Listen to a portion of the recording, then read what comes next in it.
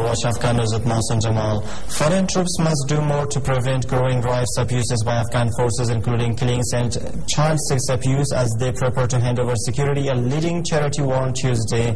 A report by Oxfam titled "No Time to Lose" called for greater checks and balances on Afghan forces before limited U.S. troop withdrawals start in July, ahead of a full drawdown expected by the end of 2014. Oxfam said Afghan National Police and troops were responsible for at least 10% of the 2,777 civilian deaths in Afghanistan in 2010, though the Taliban were to blame for most of the killings. It said rights groups had also documented abuses, including night raids carried out without adequate precautions to protect civilians, the recruitment and sexual abuse of children, mistreatment during detention, and the killing and abuse of civilians by local police. The report cited cases including security forces helping a soldier escape after killing an Afghan girl, and police standing by laughing and clapping as women were lashed in public by local elders. Oxfam said that until 2009 there had been a striking lack of attention to developing the quality of Afghanistan security forces, who currently number around 118,000 police and 159,500 army personnel. Government officials say hundreds of insurgents have launched a large attack against police in the remote Nuristan province in the country's northeast. Provincial Police Chief General Shamsul Rahman Zahid says the attack began after daybreak Tuesday, targeting checkpoints around a base housing police reserve units located near the provincial capital of Parun. Zahid says about 400 insurgents are taking part in the attack. He gave no other details on the fighting, but says it is still ongoing. Muhammad Zareen, a spokesman for the provincial governor, confirmed a large attack was underway but had no details on the number of insurgents involved. He says local residents are assisting the police. There are a few NATO or Afghan soldiers in mountainous Nuristan near the Pakistan border. Police in the northern Baghlan province intercepted a truck and discovered over 500 pieces of weapons, including pistols and AK-47. Provincial Police Chief Abdul Rahman Rahimi said on Tuesday. He added that one person has been arrested in this connection and investigation is underway to unearth the network involved in smuggling arms and ammunition to the northern region. On Monday, Governor of Northern Balkh Province Atta Muhammad Noor also said that security forces had discovered 80 pieces of weapons in the provincial capital Mazar-e-Sharif and foiled Taliban attempt to disrupt law and order in the province. Taliban militants fighting Afghan and NATO-led troops have launched a spring offensive since May 1st and carried out a series of attacks in southern Kandahar province last weekend, which left 65 people dead and injured. U.S. military officers in Afghanistan have drawn up preliminary proposals to withdraw as many as 5,000 troops from the country in July and as many as 5,000 more by the year's end, the first phase of a U.S. pullout promised by President Barack Obama, officials say. The proposals prepared by staff officers in Kabul are likely to be the subject of fierce internal debate in the White House, State Department and Pentagon, a discussion influenced by calculations about how Osama bin Laden's death will affect the Afghan battlefield.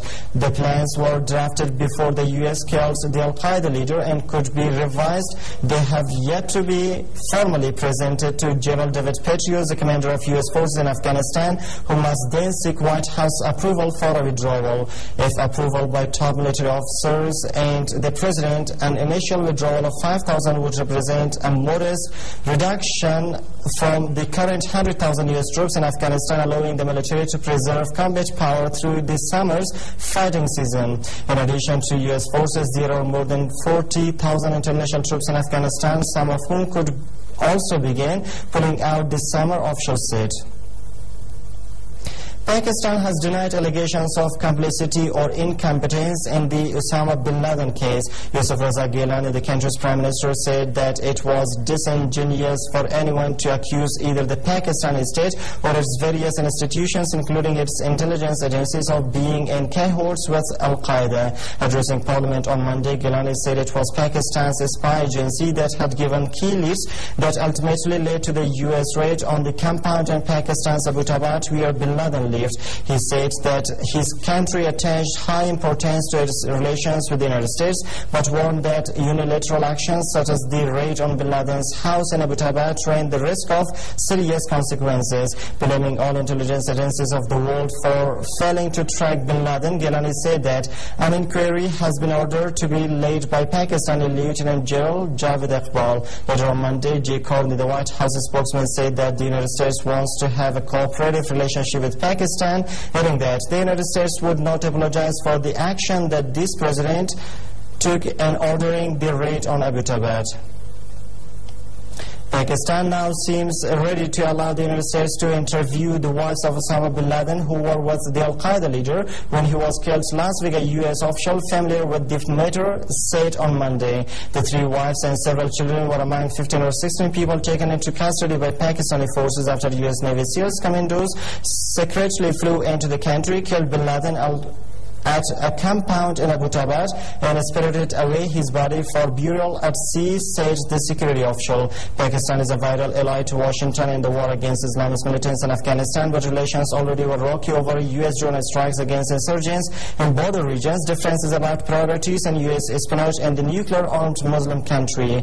Prickly ties between the Central Intelligence Agency and Pakistan's main spy agency, the Inter-Services Intelligence Directorate, have worsened with the revelation that bin Laden lived for 5 years in Abbottabad, home to Pakistan's main military academy and not far from the capital Islamabad. The CIA has no intention of bringing home its chief operative in Pakistan, despite an apparent attempt by Pakistani media to unmask his identity, U.S. officials said on Monday.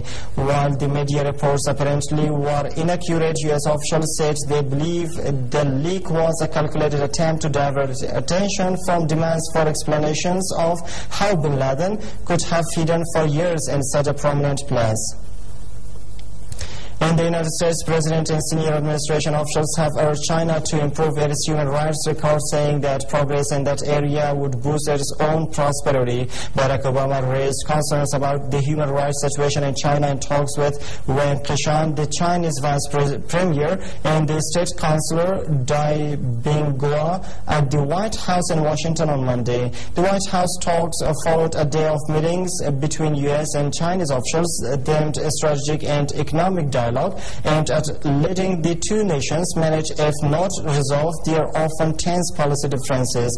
With senior Chinese officials at her side, Hillary Clinton, the U.S. Secretary of State, voiced alarm about recent disappearances of human rights lawyers and other perceived critics in recent months. China's crackdown on dissent since February has led to the detention of dozens of dissidents, human rights advocates, and prominent grassroots protesters. Joe Biden, the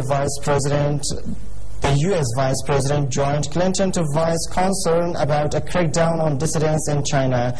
The Chinese swiftly reacted to the charges, with the Vice Premier describing U.S. views of his country as simple in ruling out a Middle East-style democracy uprising in his country. And that's all for now. Thanks for joining us.